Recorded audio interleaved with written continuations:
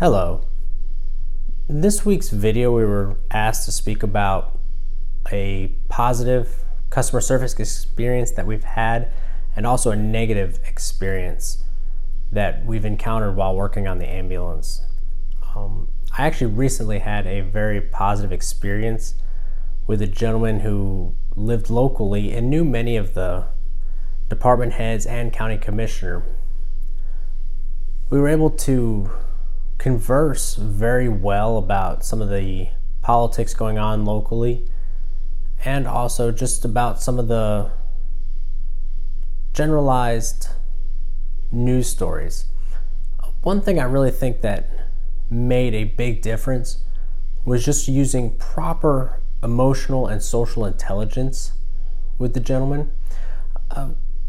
Part of that is the nonverbal cues and how you approach him, and also how I was sitting in front of him. There was no distractions. I didn't have the computer on my lap. So it very much seemed and was that my attention was given to him. This can make a big difference with many patients. One of the largest concerns we hear many times with complaints is that they felt like the person didn't care or they weren't listened to. And that kind of goes along with us as a profession sometimes having complaints about not taking the patient to the hospital of their choice. And many times it's actually for the benefit of the patient, but we don't communicate that well. And with this gentleman, just plain conversation with him was very enjoyable and actually resulted in a compliment being issued to the service about myself and my partner.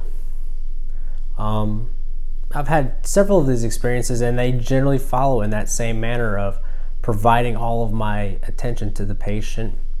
Obviously, if you have something critically going on, you can't do that, but this was just a transfer from one hospital to a higher level of care.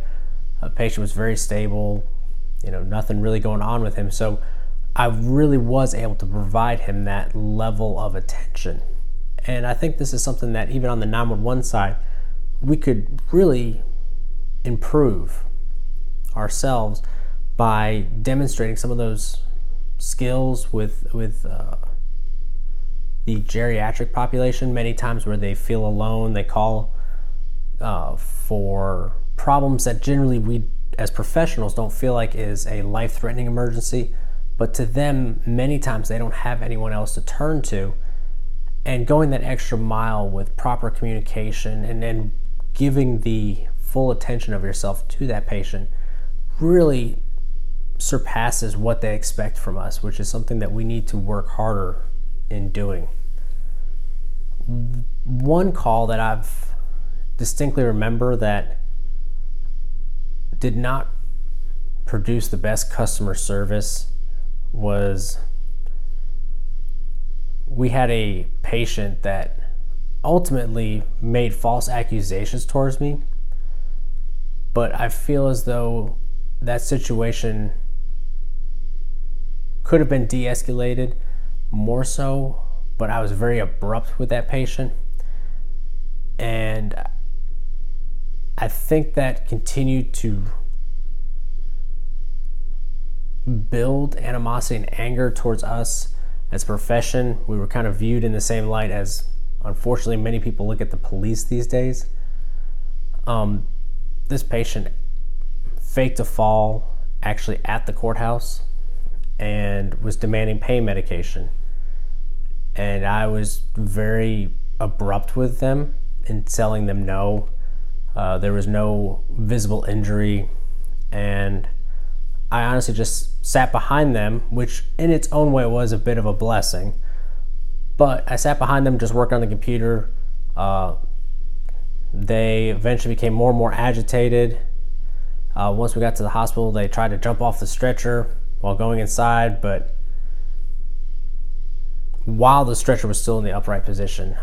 This later resulted in accusations being made against my partner and I, which was resolved and unfounded, which was again confirmed with security camera footage at the hospital and at the courthouse.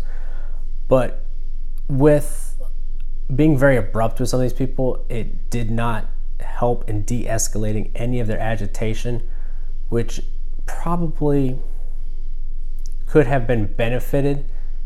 My situation could have been benefited where maybe if it was the patient wasn't as agitated, there wasn't the trying to jump off the stretcher, that may have improved things in the long run. May not have, but it surely didn't help, which is something very unfortunate, but it is a learning curve. Many times we see brand new paramedics get on the truck, they're given the keys to the truck, say, good luck, Godspeed, here's a new EMT for you also. And also that you look at the average career lifespan is 5 years. Many times these calls that we learn proper customer service on is not till later in our career, and being later in our career, we can't sometimes teach that younger generation better customer service. So as leaders in EMS, that is something that we will have to do, and we need to remember that being a leader is to also train the next generation behind us, because if we don't, no one will, and which as a profession then we will become very stagnant. So really recap on this, it's just providing the patient the attention that they deserve. Now granted, again, it goes back to you can't with a critical call, but sometimes even little things during critical calls, like just covering the patient up, can go a long way. And just remembering that customer service of just try to go that extra mile, it really does make a difference, and something as a whole for our profession we need to remember, and we need to teach that next generation and remember that. And that's something I think is always going to be something for all of us to learn. It's every day, it's the practice of medicine. And I think really and truly there's no set in stone customer service. So I think it's always going to be the practice of customer service as things change, technology changes. And that's just something that we're going to have to keep in mind as we go forth in a customer service based industry.